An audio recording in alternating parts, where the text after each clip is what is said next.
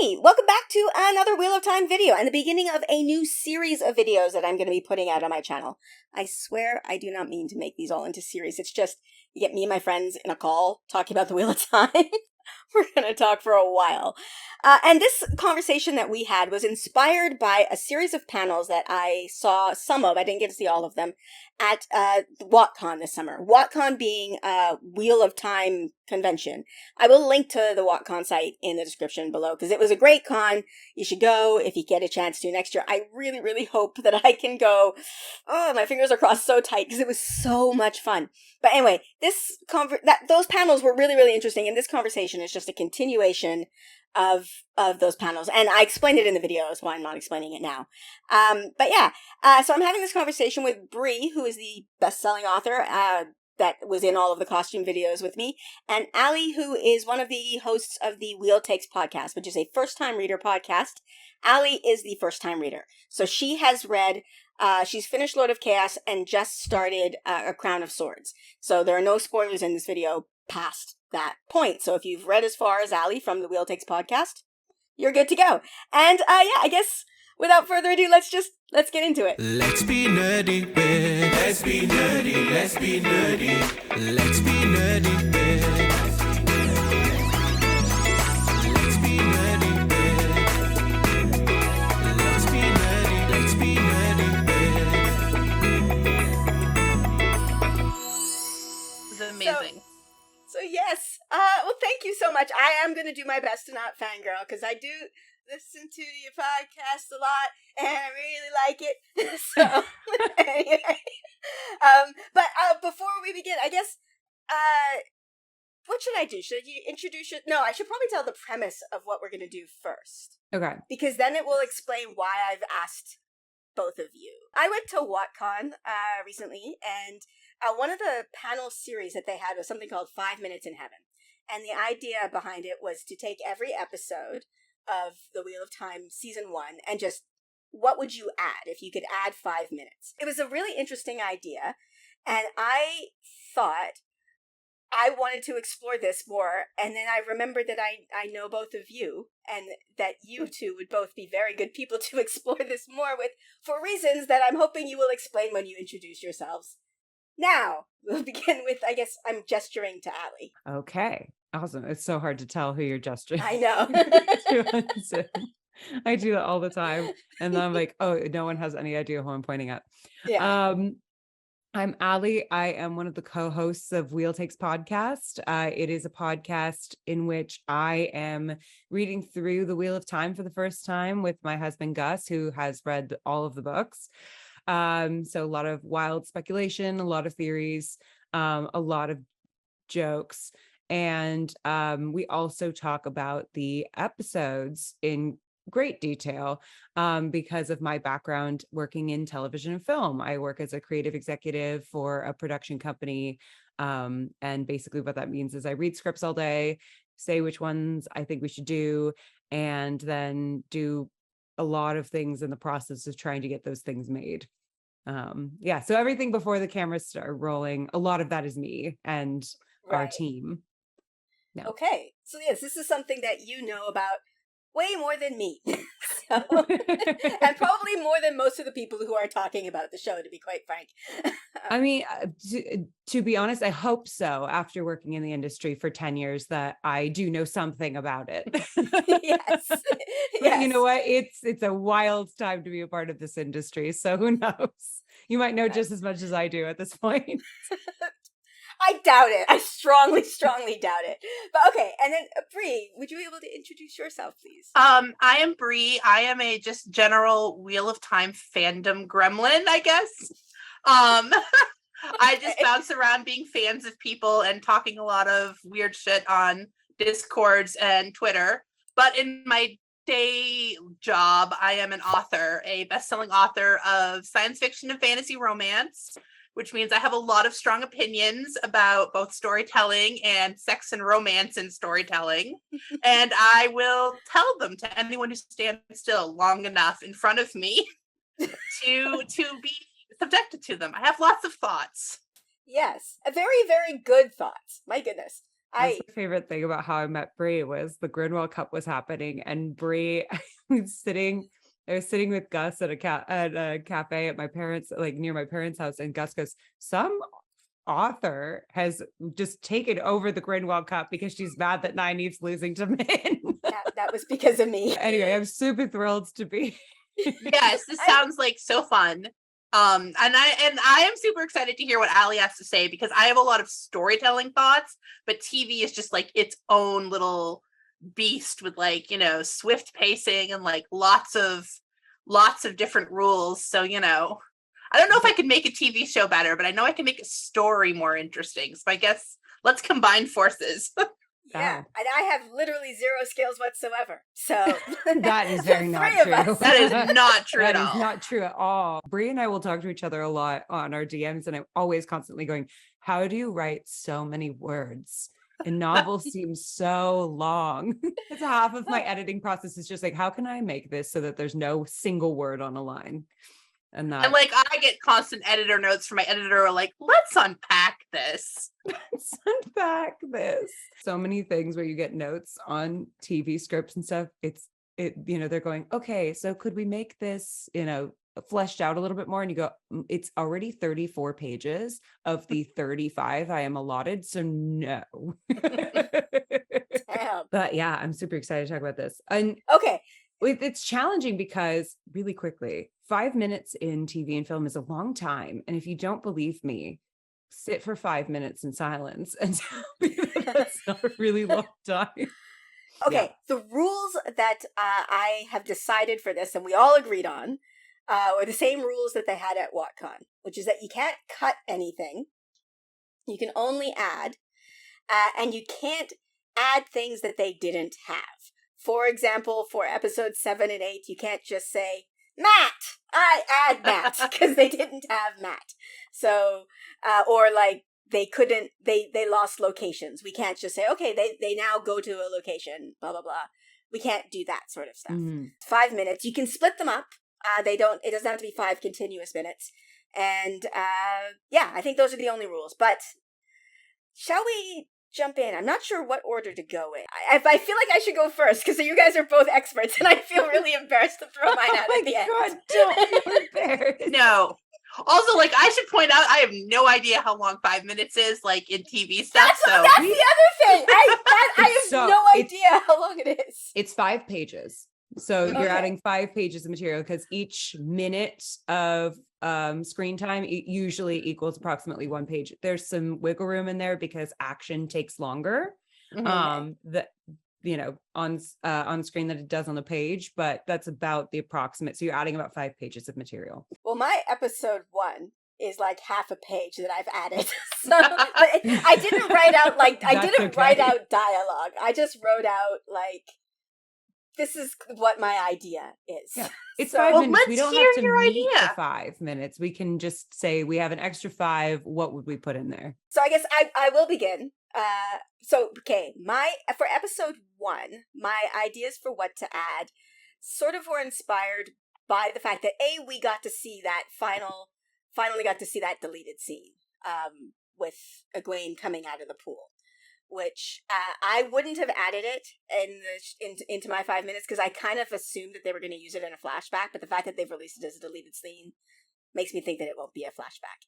So what I would add is, I wouldn't add that scene as well, because I feel like it's a hat on a hat. Like, we already have one women's circle ritual. We don't need another one. But I would make Nynaeve's speech that she gives when they're doing, like, sitting there braiding Egwene's hair.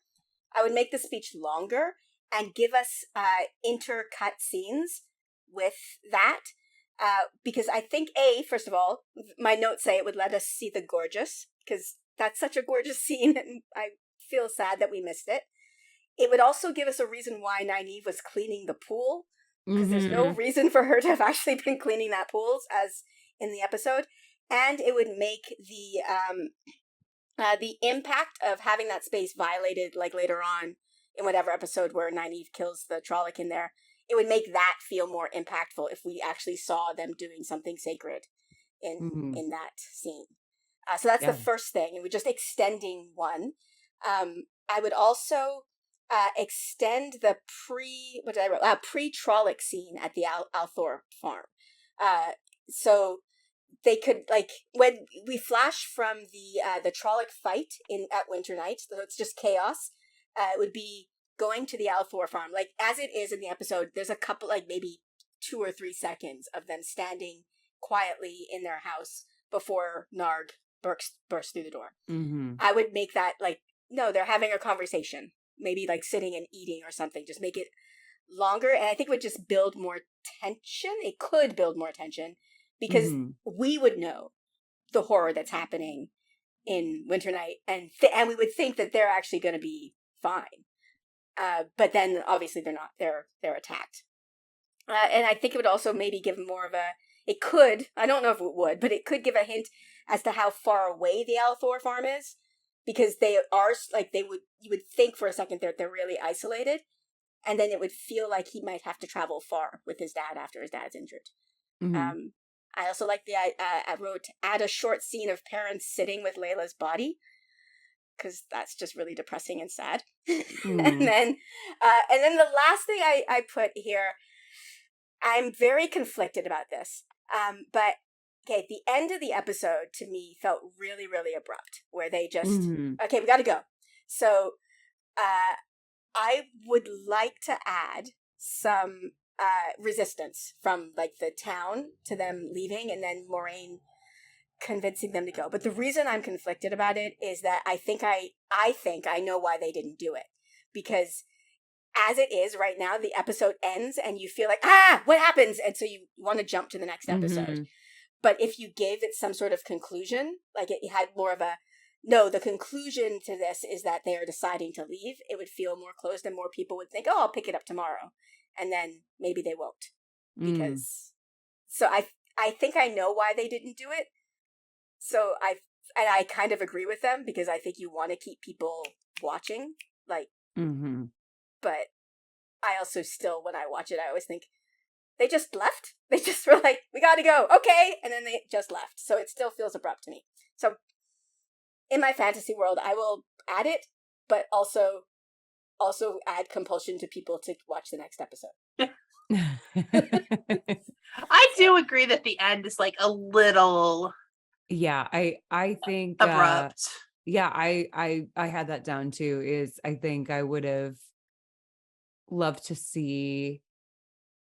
I think really the reason why it felt like it had to be abrupt too, in part, is that we have the Trollocs coming, and so if they sit around debating what to do, then it becomes kind of like, well, yeah, but the Trollocs are coming. They're right there. They're coming. Yeah, we're acting like they're not coming. We need to go. So I get a little bit why it had to feel abrupt. I wonder if there could have been maybe a little bit more of a moment while they're leaving, because right now we just see the family like looking after them sad, and Moiraine has a little bit of exposition over the top in a voiceover. I wondered, could there be a little more resistance as they're riding away or something like that, a little more, something. Yeah. There. But yeah. Okay. With our 5 minutes. With our 5 minutes, yes. Somehow adding that. Yeah. Anyway, that's my half a page, which is not 5 minutes, now that I know. But okay, I don't really know how the format of this could go. I guess Ali, what did you? That was definitely more than half a page, but really? Ad. Well, okay. Because I didn't write it out like line by line. I just wrote it out like in. Yeah, scripts are pretty sparse. There's a lot of white space. There's a lot of white space on purpose. Yeah, you're supposed to have a lot of white space. So, paragraphs are bad in scripts. You want to have as few of those as you can, or like break them up as much as possible, because they're supposed to kind of read like a film, like things just move very quickly. And so you want to have kind of your eye always moving on a script in a way that a book you can kind of, I feel like with a book, I usually give it like 200 pages of decision time before I close it. So I have a lot of time to kind of be like, and the trees and the bushes, which is again why I'm like, how do you write so many things? I could not.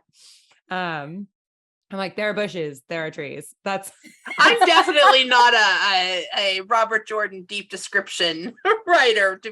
I'm all like, and the feels, and the feels, and the feels, yes. and the Okay, the feels. feels.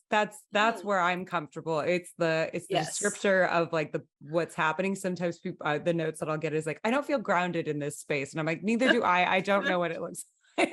Yeah. Yeah. Yeah, but Yeah.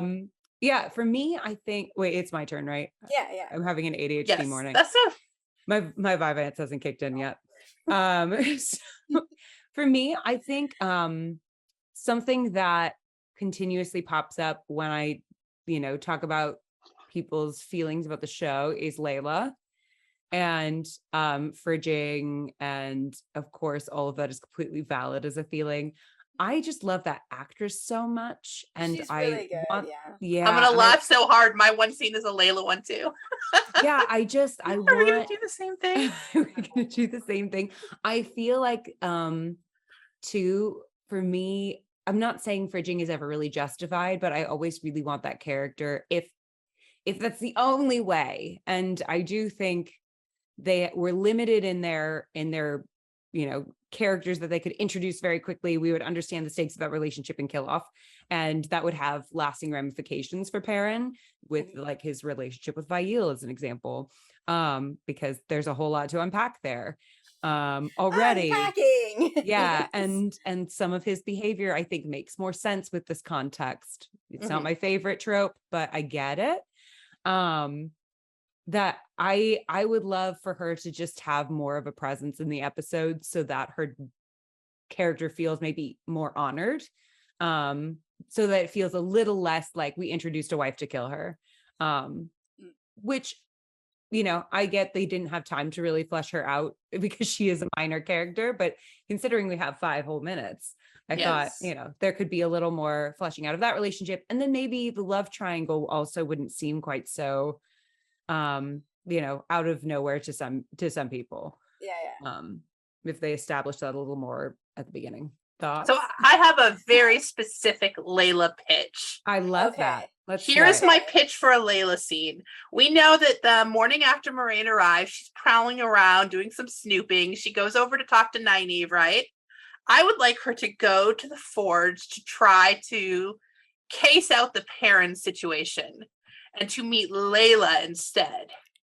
And I think that it could be interesting to both get a little bit of this. Was it your mom who thought Layla was the dragon? It's my mom. It's Yes. your mom. That's So right. like a little my bit mom. of also like Layla's another kid in this town who's this age, right? Like I feel like she should be sort of looking at all of them. That is weird, right? Like that I mean that she wouldn't at least kind of check her out. So and here's what I would like. I'd like Lan to be with her because I would like Layla to do one thing that I think would be both cool and badass and also set something up in the episode later. I want her to ask if she can see Lan's sword and her to look at this sword, and she's got a power forged sword in her hand with a heron on it. Ooh. So she can both be like, these people are not random travelers. Like this is a dude with a fancy weapon. He's a blade master. There's some shit going on here. And also when we do a fast zoom on the heron later, we'll know what that means. Well, okay, does Lan's sword have a heron? I'm assuming it has to. Does it? I don't know. It should. If it doesn't, we're putting it on there. And then she can go to Perrin and be like, stay away from that woman. And he can think that it's about like her feelings about him and other women and just not. And that would be great. That would be great. So I feel like these women like sniffing around Perrin would make her like defensive and protective. Mm-hmm. And like also these like suspicious strangers. Shades of Fael. Oh my gosh, yes. Shades of Fael. And so then we can also get some like what's up with Lan and his like, magical special weapon, because she's a blacksmith. She would recognize that this is some like unusual stuff here.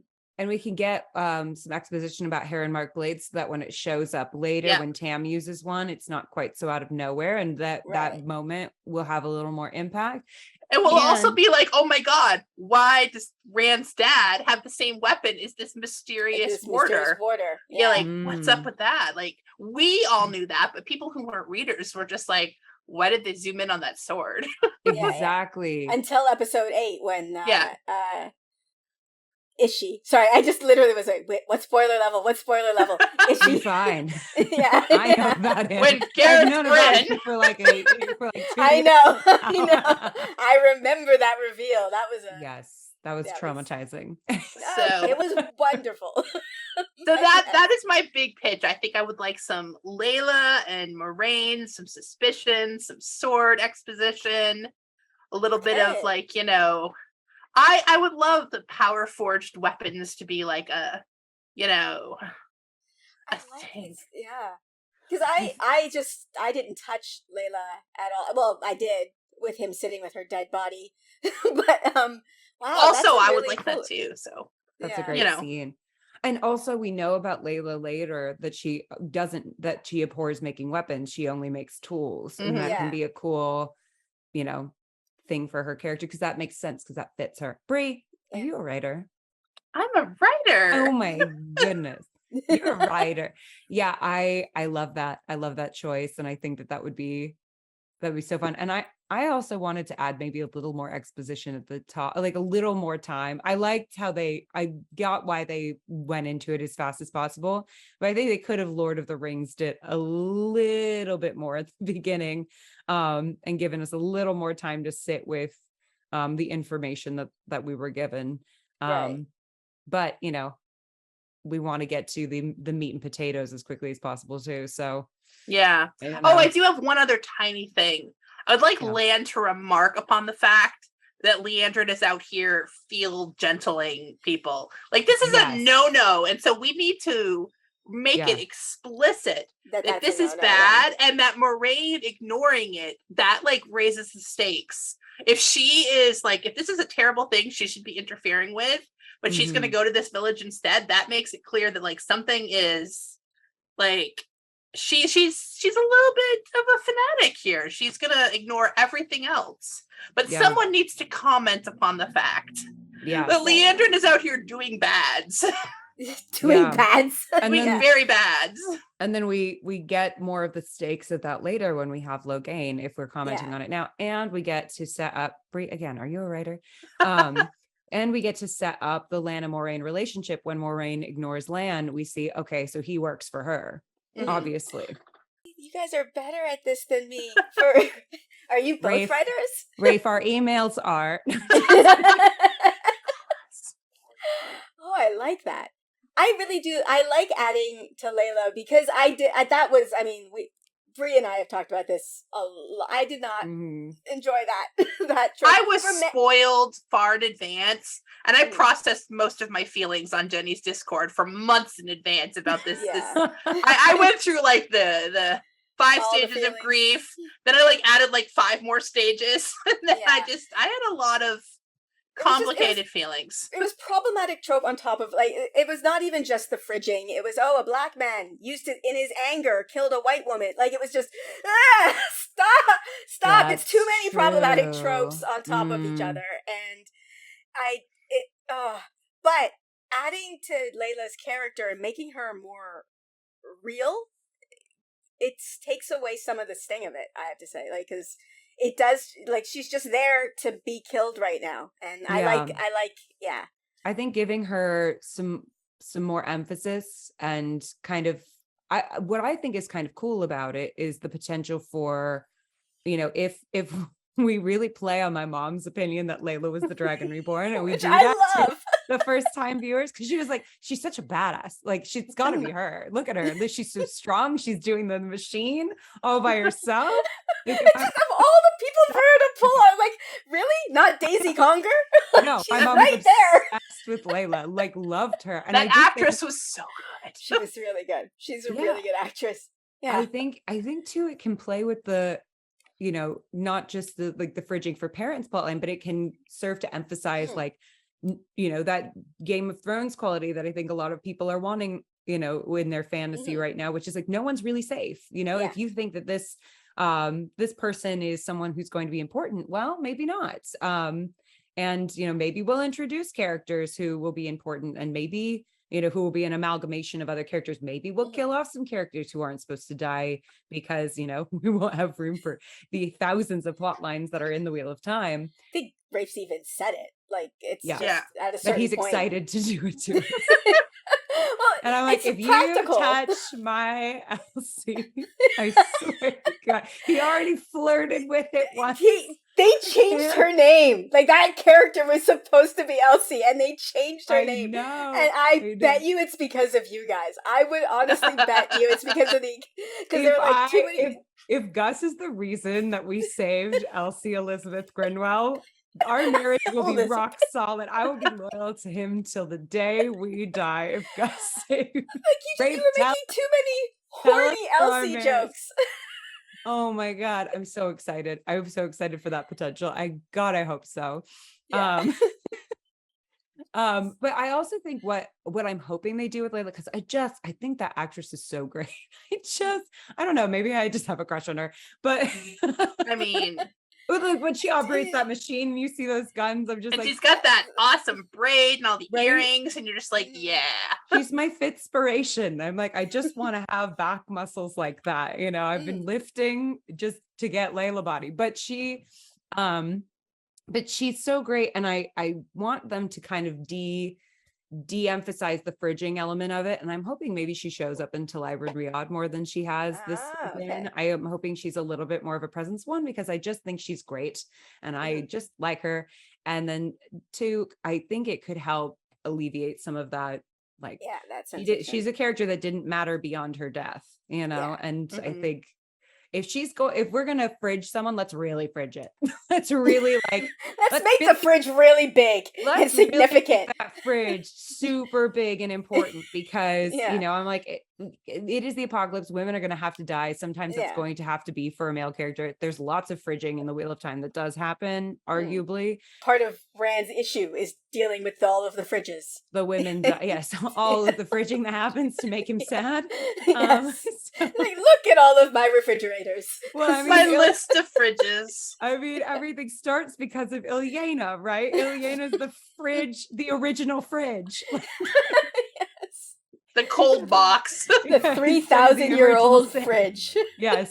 If we're going to go there, let's really give this consequence, because I think what really drives me wild about bridging is that, it's like he's sad for like 8 episodes and then he's got other things going on, and I just go, let's really, if we have to do it, let's really honor her and who she was.